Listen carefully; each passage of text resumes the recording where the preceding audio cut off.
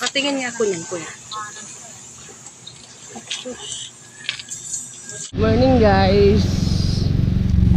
Pupunta pala ako sa'yo. Charot. Oh my God. Pupunta ako sa Divisoria, guys. Mamimili ako ng mga lamas. Maganda kasi doon, mas mura. Ayan pala yung motor ko, guys.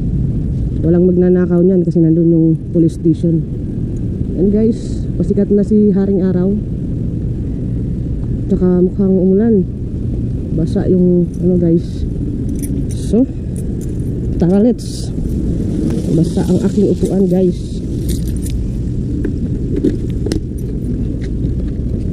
Kasi doon, guys, sa Divisoria, mura lang, guys, ang mga bilihin. Makakabili ka doon ng kamatis sa halagang 30 pesos lang kilo doon, guys, ng kamatis. Ba yan? 30 pesos lang yung kamatis doon, yung sibuyas, sili, tsaka ipapadala ko to, guys, sa amin sa Caloocan. Kasi nandito ako ngayon sa aking work. Ayan, aking kaperahan. Umulan pala. Ayan, guys. Mukhang wala ata akong gasolina. Oops.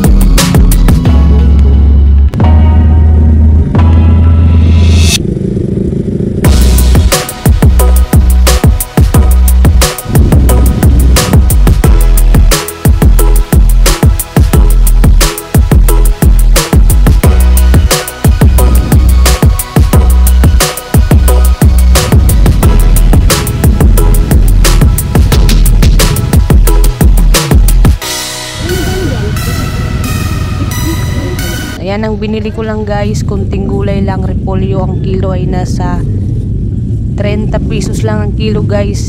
Dalawang piraso na yan, 50 pesos lang, guys. Tsaka yung sayuti nila ay nasa 25 per kilo. Minsan sa bagsakan, guys, 15 lang ang kilo niyan. Tsaka yung carrots nila dito 30 ang kilo, so, yan, guys. Nakita nyo, wala na akong naabutan dito sa market, no, sa bagsakan. Ito talaga nga pala, guys, ay yung lugar ng Divisoria na kung tawagin ay Ilaya, guys.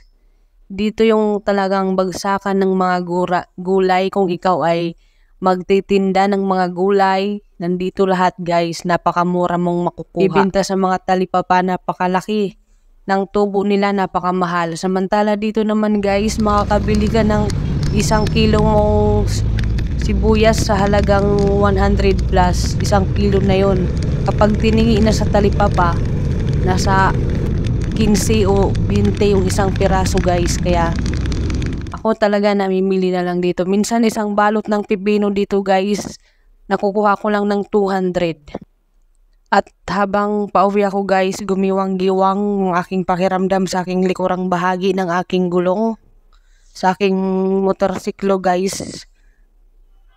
So, nung huminto ako, nakita ko, guys, parang malambot na yung gulong ko masyado. Actually, kagabi pa to, nung nag-out ako sa trabaho, okay pa naman siya. Kaya ang sabi ko, maghahanap na lang ako ng naghahangin. Kaya lang, hindi ako makahanap ng naghahangin dahil malayo dito yung mga gasoline station na merong naghahangin guys. Tsaka mga vulcanizing din. Wala akong masyadong makita dito sa bandang Binondo. Napakaliit lang ng tumusok talaga sa kanya. Pero may kasabihan nga guys na maliit man sa iyong paningin, nakakapuwing din. Di ba guys? Napakaliit lang niya pero nakakos siya guys ng pagkawala ng hangin. Walang magagawa. Part yan ng biyahe natin guys at salamat na lang at walang aksidenteng nangyari guys. Kasi pag malambot ang gulong mo na nagraran ka guys, may posibilidad siyang gigiwang-giwang ka. Siyempre kapag may kasunod ka, masyadong delikado din. Pinagawa ko na yan kay kuya dyan guys. Siya nang bahala. Siya na yung pinatusok ko dyan kasi nagmamadali na ako. Dahil hahanap ako ng costume at ako'y papasok pa sa aking trabaho. Naalala ko, meron pala akong natira pa yung dating vulcanizing kit na nabili ko sa Facebook sa marketplace. Kasi dati guys, yung unahang bahagi naman ng aking gulong yung nabutas, malaki yun. So ako lang din yung naggawa nun, may video ako nun. Tapos napakadali niyang ilagay guys, kaya lang syempre yun ang mangyayari. Sayang yung tire mo, imbis na maliit lang yung butas, lalaki. Sabi ng iba, maganda daw yung tire sealant. Kaso yung tire sealant naman guys, sisira naman niya yung mags. Kaya ayaw ko mag-tire sealant hanggat kaya naman guys. Pero ang kagandahan naman nito guys, napakabilis lang magiging okay na ulit yung gulong mo. So far naman guys, mula nung ginamit ko to, doon sa unahang bahagi ng aking gulong, okay naman siya. Hanggang ngayon, 3 months na. So okay naman, goods naman, hindi naman siya lumalambot. Okay naman siya guys. Pinagawa ko na yan kay kuya dyan guys. Siya nang bahala. Siya na yung pinatusok ko dyan kasi nagmamadali na ako. Dahil hahanap pa ako ng costume at ako'y papasok pa sa aking trabaho. So yan, papunta na ako ng Divisoria ngayon. Nandito ako sa 999. Kakabukas lang ng mall, mga 9 na guys. Kaya siguro bukas na yung iba. Yung iba naman guys, sarado pa. Kaya yung pupuntahan ko, hindi ko alam kung bukas na guys sa mga costume.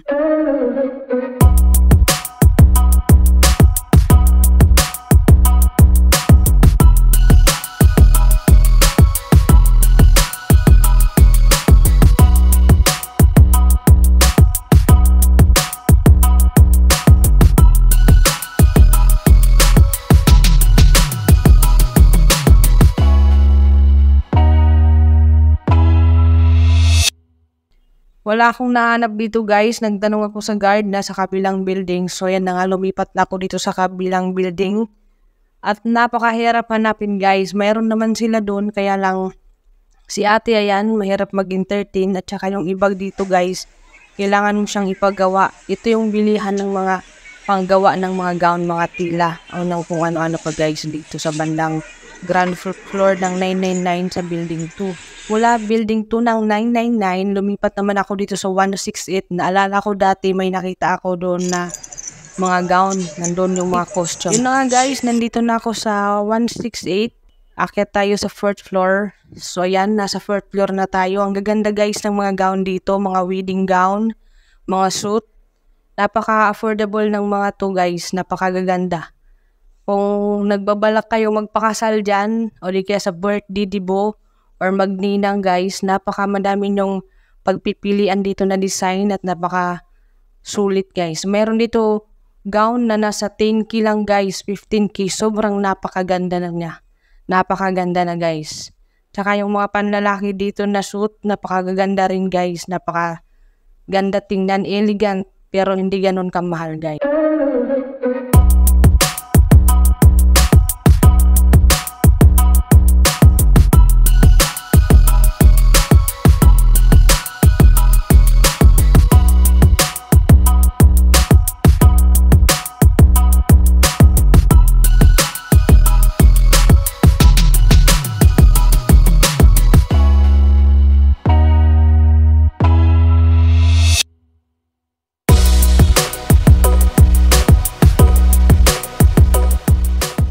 Balik na tayo sa costume guys. Nakita ko na yung hinahanap ko dito guys. Kaya lang, ang mahal itong isa na parang Brazil ay 2.8. Tsaka ito naman 1.5, 1.7. Brazil sana ang gusto ko, kaya lang 2.8 guys, napakamahal. So ito na lang napili ko guys, yung Egypt. 1.7 siya, isang seat na. Sa mga ganito guys, napakamahal pala, napakamagastos. Kaya lang sinasanay namin na sumali si GM sa mga ganito guys. Much later. So, ayun lang guys. Punta na ako sa aking trabaho, no. Na ang aking kaibigan na si Julie B nandito, nagtitiktok na guys. Ayan siya guys, sige. Oh, sige, yan. The next day.